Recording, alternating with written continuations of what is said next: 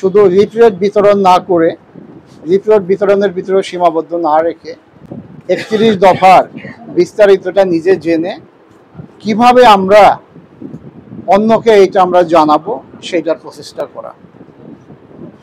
আমি মনে করি আপনারা এখানে যারা আছেন সবাই নেতা এবং বিভিন্ন স্তরের নেতৃবৃন্দ, আপনারা ওয়েবসাইটে গিয়ে যে 31 দফায় কি আছে সেখানে পরিষ্কারভাবে আপনার 31 দফা সম্পর্কে বিস্তারিত যে বিশ্লেষণ সেটা আপনি পেয়ে যাবেন।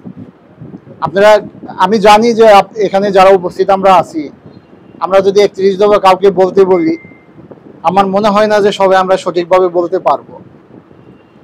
আমরাই যদি সঠিকভাবে 31 দফা বুঝতে না পারি, বলতে না পারি, তারপর সাধারণ মানুষ কি বুঝবে?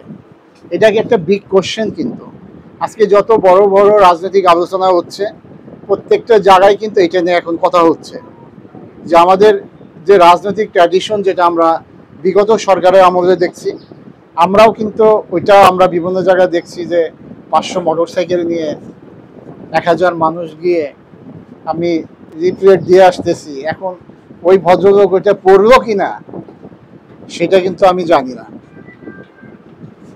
দিয়ে আমরা কি করছি, একটা গরুর খাসি জবাই করে ভোজ করে চলে আসতেছি।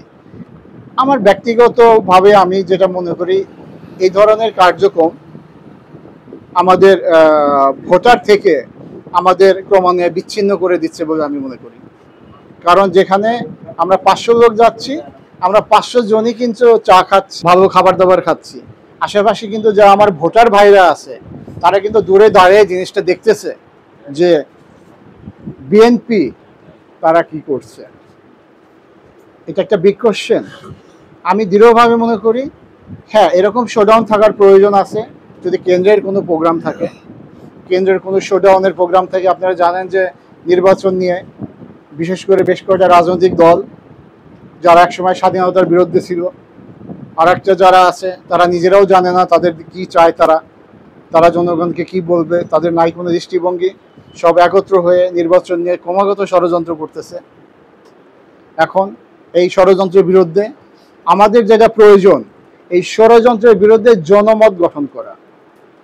সেই জনমত গঠন করতে হলে আমাকে বুঝতে হবে যে আমাদের দেশ নায়ক, আমাদের দলের ভারপ্রাপ্ত চেয়ারম্যান তারেক রহমান, উনি কি মেসেজ দিচ্ছে।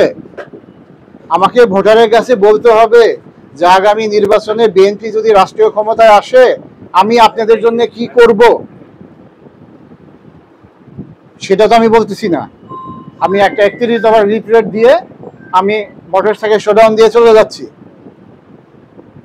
বাট 31 দফার ভিতরে আপনার পরিপূর্ণভাবে বিশ্লেষণ করা আছে আগামী জাতীয় সংসদ নির্বাচনে জনগণের ভালোবাসায় যদি বিএনপি ক্ষমতায় আসে, সেখানে বিএনপি তথা দেশনায়ক তারেক রহমান ভোটারদের নিয়ে কি ভাবছে।